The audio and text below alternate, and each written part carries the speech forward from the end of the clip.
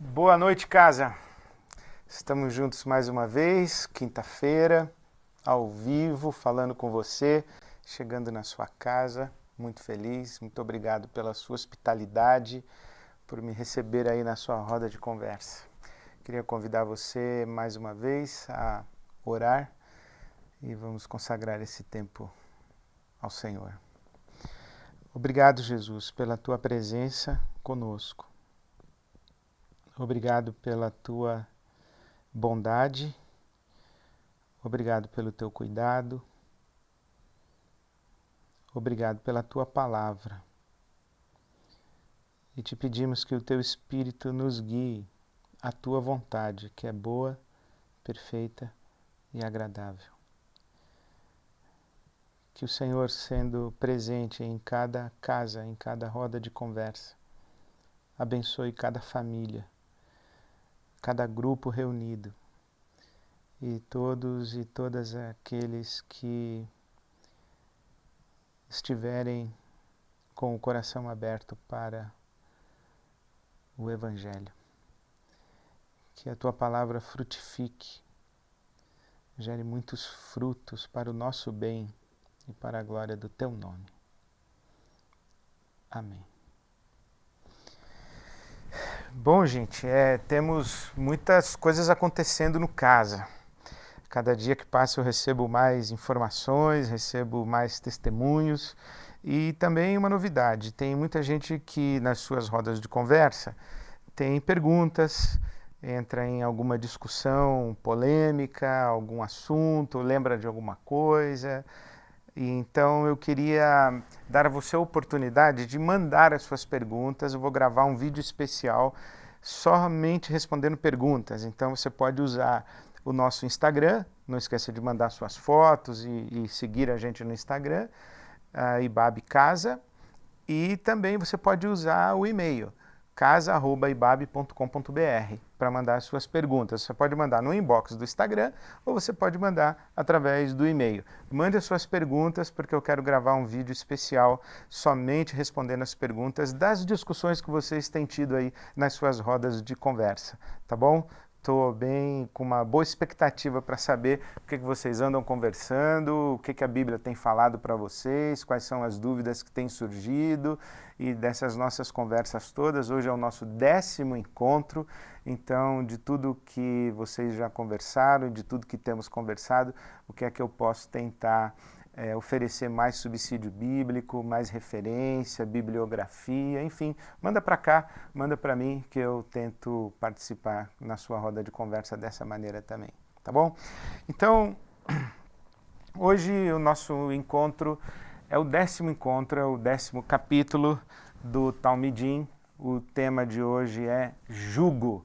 É uma das minhas prediletas desses 52 capítulos do livro. Esse capítulo 10, jugo, é um dos meus prediletos. A primeira vez que eu tive acesso a essa percepção, esse entendimento, dessa explicação do Evangelho foi com Rob Bell, quando ele falou sobre jugo, e desde então, há muitos anos, eu tenho pesquisado mais, andado na trilha dos rabinos, lido uma literatura judaica e a maneira como os rabinos compreendem o Evangelho e compreendem a Bíblia, isso é muito interessante.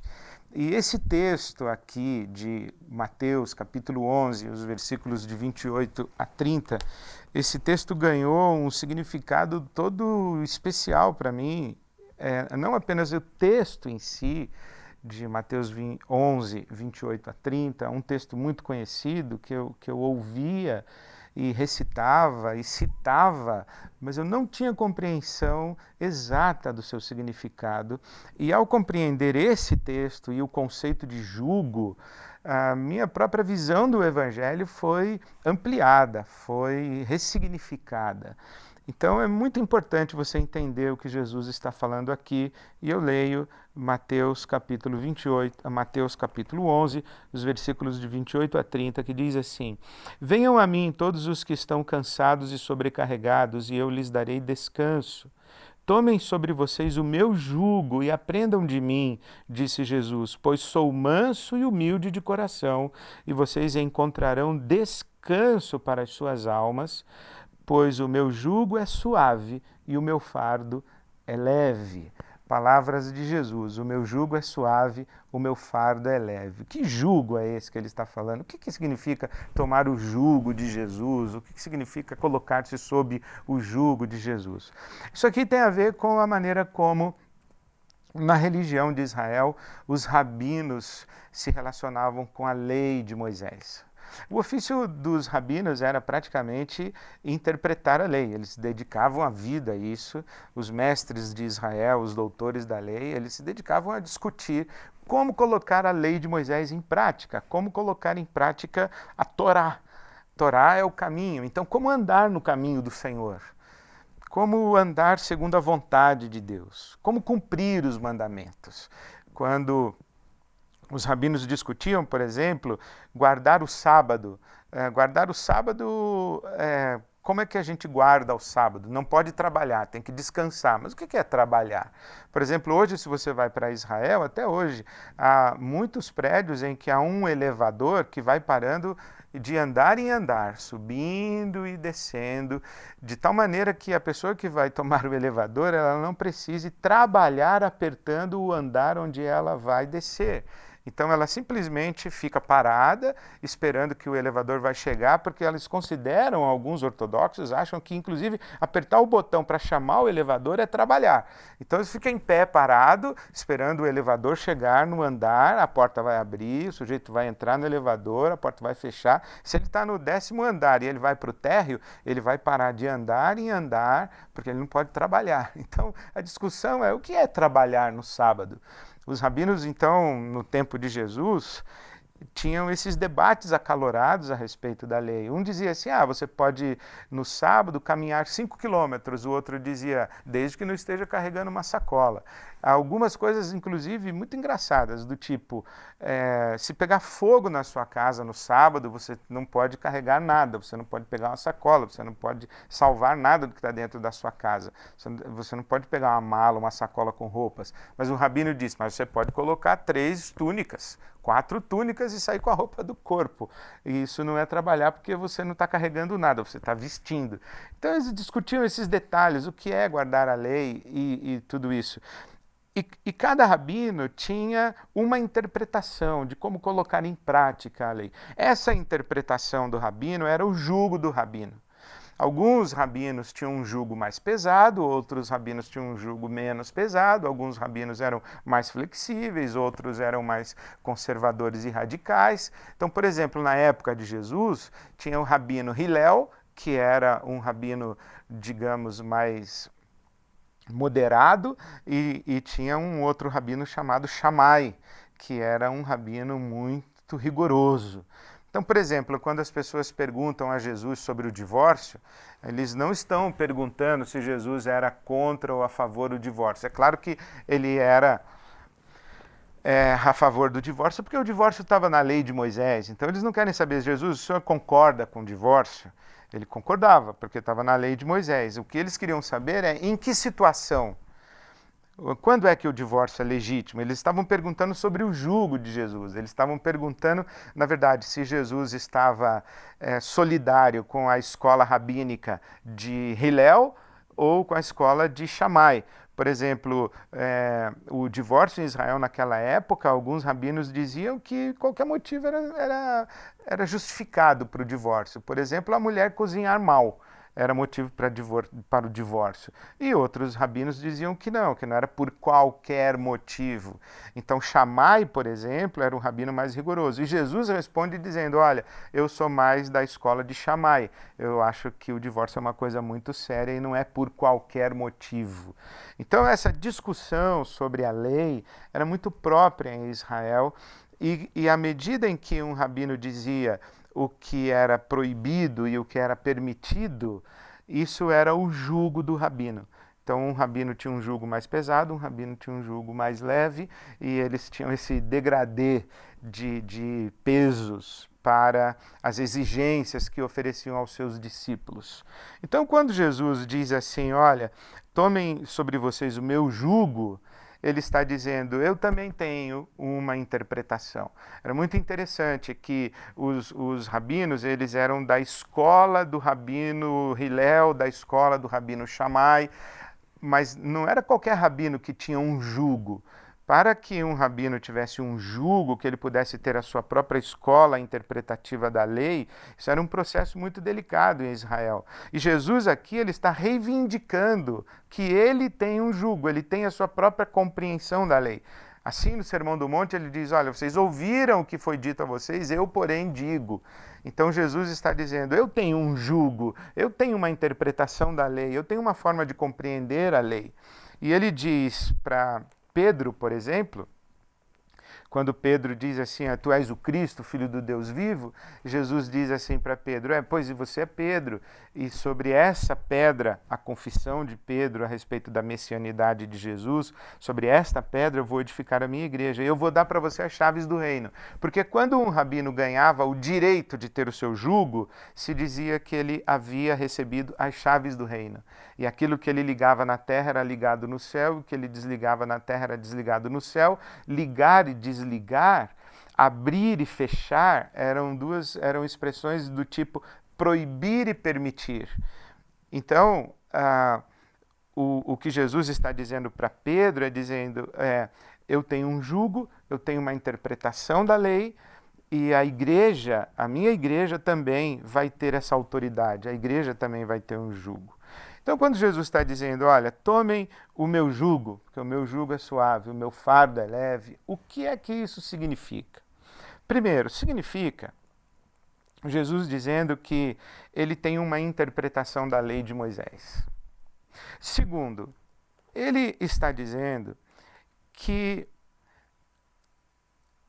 existe uma experiência espiritual sob o jugo da lei, mas existe uma outra experiência espiritual sob o jugo da graça. É isso que o Evangelho vem trazer. Essa coisa de uma religião baseada no cumprimento da lei, ela não funciona. Uma religião moralista e legalista, uma espiritualidade legalista e moralista, isso não funciona. A ideia, o que faz parte da lógica religiosa é: quais são os mandamentos de Deus?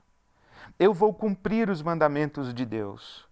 Eu vou obedecer a Deus. Quando, por exemplo, um jovem chega para Jesus e pergunta, mestre, o que eu vou fazer para herdar a vida eterna? Aí Jesus diz assim, o que diz a lei? Aí ele diz assim, olha, eu cumpro todos os mandamentos. Essa ideia do fariseu, essa ideia do religioso, eu cumpro todos os mandamentos. Eu cumpro a lei. Essa ideia de uma religião de obediência à lei, o Evangelho vai dizer que não funciona.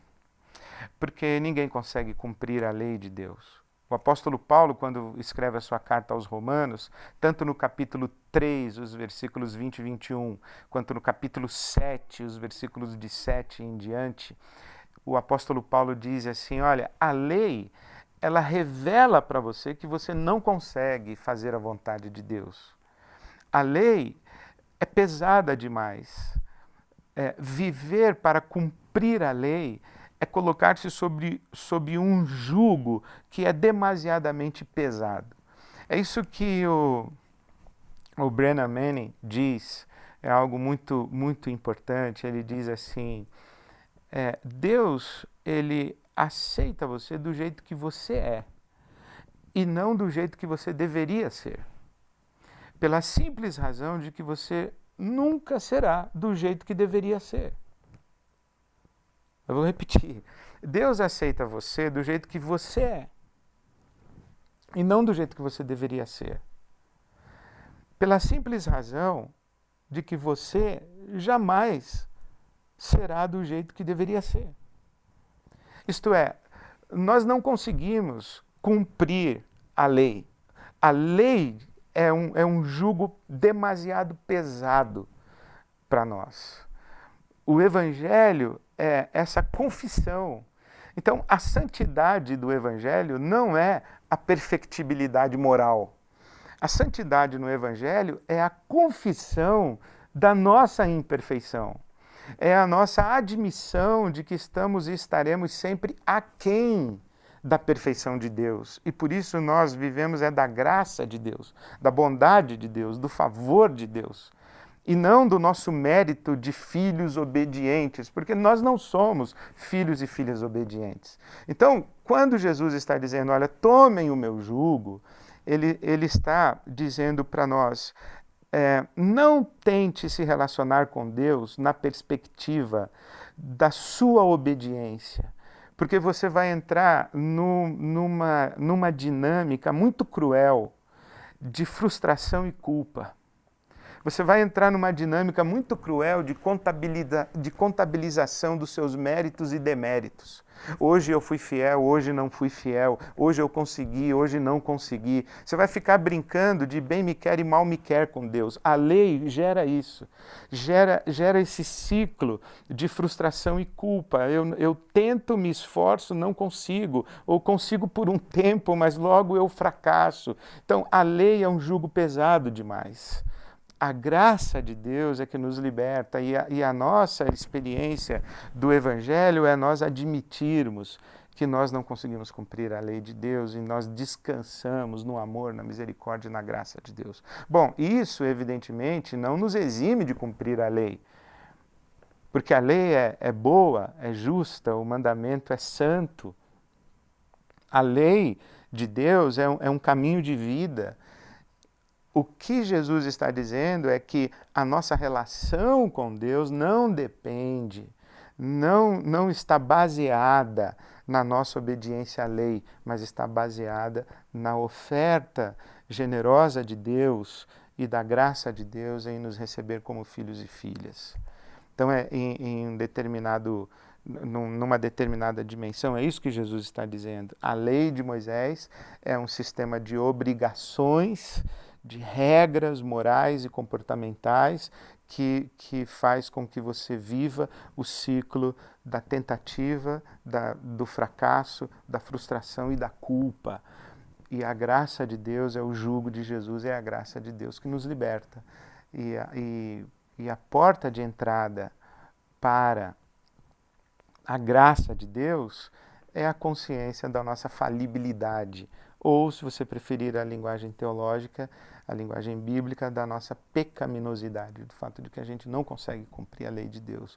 Então, a gente se compreender amado por Deus, amada por Deus, mesmo não sendo perfeitos, esse é o jugo leve de Jesus. É a relação de amor com Deus e não a relação de regra, imposição legalista moral. Então esse é o jugo leve, é o jugo da experiência amorosa com Deus. Quando Jesus diz, então, tome sobre você o meu jugo é suave, o meu fardo é leve, ele está convidando você para uma relação de amor que não é mais baseada na obediência aos ritos e às regras morais da lei.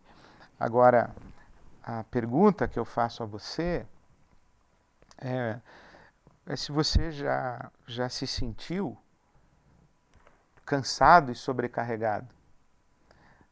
Como que a sua vivência religiosa, como que a sua experiência religiosa gera cansaço em você? Como que a religião te pesa? Você já se sentiu cansada e sobrecarregada, cansado e sobrecarregado, tentando viver de acordo com os ditames da sua religião e da religião cristã? Seguir a Jesus já foi ou é um fardo pesado demais para você? Que gera em você essa frustração e essa tristeza de fundo na sua vida de que você não consegue ser o filho, a filha que Deus espera que você seja, e isso pesa sobre você? Como que a sua experiência religiosa oprimiu ou oprime você, estreita seu mundo, gera em você esse cansaço e essa sobrecarga, coloca um peso demasiado sobre os seus ombros? Porque os rabinos do tempo de Jesus, os doutores da lei, eles faziam isso. Em Mateus capítulo 23, Jesus faz uma crítica severa aos líderes religiosos da sua época e que deve, inclusive, encontrar paralelo nos líderes religiosos contemporâneos. Jesus diz assim, olha, os mestres da lei de vocês, eles colocam um peso demasiado sobre os ombros de vocês que nem eles mesmos carregam. Eles não mexem um dedo para carregar o jugo que eles colocam em cima de vocês. Então vocês ficam olhando para a vida deles achando que eles são piedosos, mas eles são hipócritas, eles são falsos, eles são moralistas e legalistas e ficam oprimindo vocês, mas a vida deles é uma vida torta.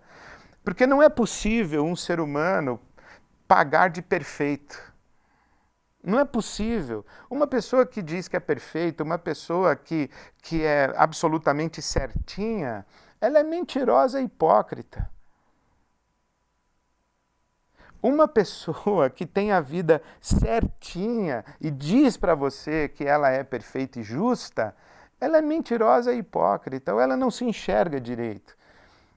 Então, a crítica que Jesus faz aos líderes de sua época cabe muito bem para os nossos ambientes religiosos, onde é tudo bonito à vista, mas por trás, na intimidade do coração e da alma das pessoas, há um cansaço, há um desespero, há uma frustração, há uma culpa, há uma angústia de sabermos que não somos tudo que deveríamos ser. E essas pessoas que se sentem assim culpadas e que não recebem a graça, o perdão de Deus, elas são oprimidas. Então eu pergunto, a sua experiência religiosa é uma experiência opressora ou uma experiência libertadora? Você vive debaixo do jugo da lei? Ou você vive debaixo do jugo da graça, desse jugo que é suave, desse fardo que é leve que Jesus te dá? Esse jugo que é fruto do perdão e do amor e da bondade de Deus, do acolhimento de Deus de cada um de nós, filhos e filhas, apesar da nossa imperfeição. A sua experiência religiosa do Evangelho, ela é uma experiência de liberdade ou o próprio Evangelho virou uma nova lei de Moisés na sua vida? Como é que é isso aí? Converse com o seu grupo, faça essa conversa aí na sua roda de conversa. Agora, uma outra pergunta que eu faço para você é que essa mentalidade de que a gente vai viver de acordo com a lei, esse jugo pesado da lei para fazer a vontade de Deus e a gente ter a consciência tranquila, essa lógica religiosa, ela é opressora e gera em nós uma culpa. Uma culpa. Um dos livros mais impressionantes que eu já li foi Culpa e Graça, do Paul Tournier. Você pode encontrar esse livro publicado pela ABU Editora. Paul Tournier. É Culpa e Graça. Quem não desfruta da graça de Deus vive uma culpa. E algumas pessoas carregam uma culpa por alguma situação do seu passado, por algum pecado cometido no passado. Carregam consigo uma sensação de que elas não merecem a bênção de Deus, não merecem o amor de Deus, elas não merecem ser abençoadas por Deus. Na nossa linguagem mais contemporânea, elas não merecem ser felizes, porque elas têm uma culpa, elas têm um pecado, elas têm uma coisa vergonhosa na sua história e elas acham que precisam ser castigadas. Elas ainda estão debaixo do jugo pesado da lei e não experimentaram a graça. Então eu pergunto para você, seria esse o seu caso? Existe alguma coisa no seu passado, algum pecado seu, alguma vergonha que você carrega e que mantém o seu coração culpado? Mantém a sua consciência culpada, num senso de débito para com Deus? A boa notícia para você é que Jesus está dizendo, você não precisa pagar, eu já paguei. Você não precisa ser perfeito, ser perfeita. E Deus não vai castigar você pelo seu pecado. O jugo de Jesus é suave, o seu fardo é leve. Deus está nos recebendo como seus filhos e filhas, não porque nós somos perfeitos e filhos e filhas obedientes, mas porque Ele nos ama. E é essa graça que nos liberta para finalmente a gente poder ser aquilo que Ele quer que a gente seja, numa relação de amor e não numa relação de opressão legalista e moralista. Então eu pergunto a você, há alguma culpa guardada no seu coração? E Jesus hoje está te dizendo, joga isso fora e acolhe e recebe o perdão de Deus e se coloque sob o jugo da graça, sob esse jugo suave, sob esse fardo leve. E eu encorajo você a escrever uma oração. Escrever uma oração agradecendo a Deus o perdão, a graça e quem sabe até fazendo uma oração de confissão e agradecendo a Deus o perdão e pegando essa coisa que pesa no seu coração, rasgando essa dívida, jogando fora. A Bíblia diz que toda dívida que nós tínhamos por causa da lei foi pregada na cruz. Imagine isso, essa dívida que você carrega rasgada e um prego na cruz de Jesus, a dívida está lá, banhada pelo sangue de Jesus. Você não deve mais nada para ninguém e você não deve nada para Deus, porque a sua dívida está paga.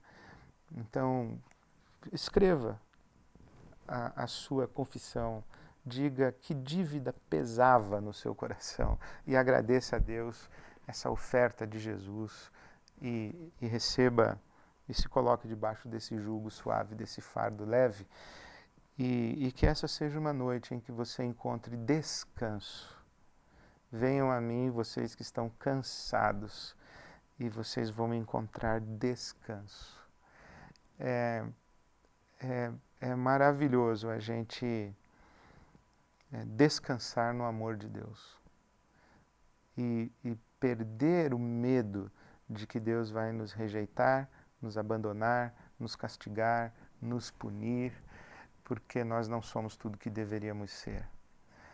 A graça de Deus nos acolhe e essa experiência da graça é libertadora para que a gente finalmente possa vir a ser o que Deus quer que a gente seja, mas numa relação de amor. Eu oro que nessa noite que você encontre descanso para sua alma no colo do amor de Deus. Até quinta, se Deus quiser.